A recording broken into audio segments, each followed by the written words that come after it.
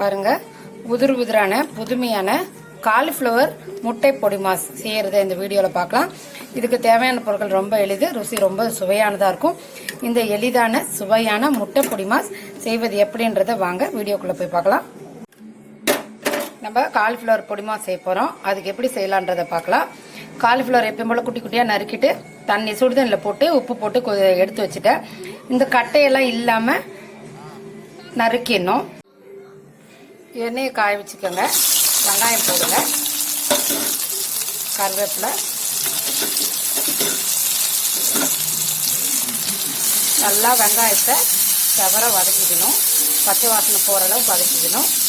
இவங்களுக்கு ரொம்ப நல்லா நிறைய காரம் வேணும்னா பச்சை மிளகாய் போட்டுக்கோங்க. கடைசியாக மிளகுத்தூள் போடுறதுனால நான் பச்சை மிளகாய் போடலை. துளியோண்டு உப்பு, முட்டை ரொம்ப உப்பு கேட்காது, அதனால உப்பு.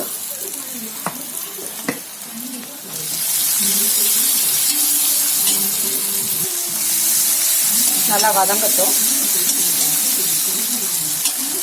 அதுக்கு இடையில நம்ம இதை மிக்சியில் போட்டு நம்ம காலிஃப்ளவர் இருக்கு பார்த்தீங்களா, அதை நல்லா மிக்சியில் போட்டு பாருங்க. இதே மாதிரி பூ மாதிரி மிக்சியில் ரொம்ப நைஸாக அரைக்காம, இது உங்களுக்கு தெரியுதான்னு தெரியல, ரொம்ப குட்டி குட்டியாக ஜவ்வரிசி சைஸில் இருக்கிற மாதிரி நம்ம நல்லா பொடிச்சு வச்சுக்கணும். பொடிச்சு வச்ச இந்த காலிஃப்ளவர் இதில் போட்டுடலாம்.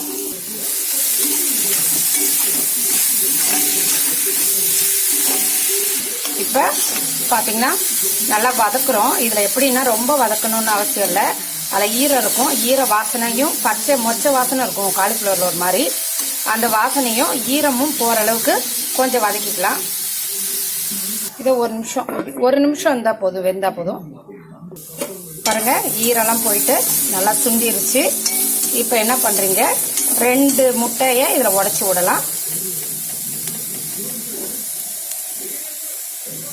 நம்ம எப்போ முட்டை போட்டாலும் மஞ்சள் பொடி போடணும், அதனால் மஞ்சள் பொடி போட்டுட்டேன்.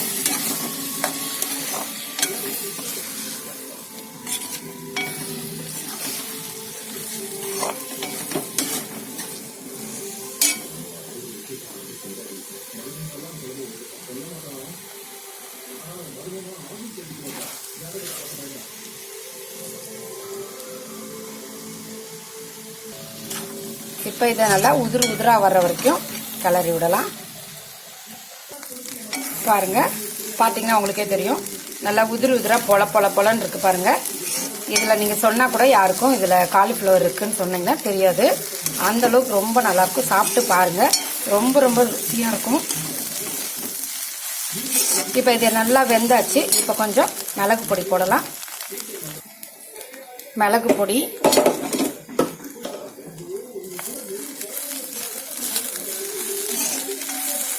மிளகு பொடி போட்ட பிறகு எப்பயுமே அடுப்பில் வைக்கக்கூடாது, அதனால் அடுப்பு ஆஃப் பண்ணிவிட்டு மிளகு பொடி போட்டும்போது இங்கே பாருங்கள், உதிரான முட்டை காலிஃப்ளவர் பொடிமாஸ். இதை சமைச்சு பாருங்கள். சமைச்சு பார்த்து சாப்பிட்டுட்டு எப்படி இருக்குன்றதை கொஞ்சம் கமெண்ட் பண்ணுங்கள். பிடிச்சிருந்தா லைக் பண்ணுங்கள், ஷேர் பண்ணுங்கள், சப்ஸ்கிரைப் பண்ணுங்கள். நன்றி, வணக்கம். பாருங்கள், உதிரான காலிஃப்ளவர் பொடிமாஸ் எப்படி செய்யலான்றத இந்த வீடியோவில் பார்க்கலாம். ரொம்ப சுவையாக இருக்கும், ரொம்ப சிம்பிளாகவும் இருக்கும், புதுமையான ஊரிலாகவும் இருக்கும். இந்த காலிஃப்ளவர் பொடிமாஸ் செய்வது எப்படின்றது வாங்க வீடியோக்குள்ளே போய் பார்க்கலாம்.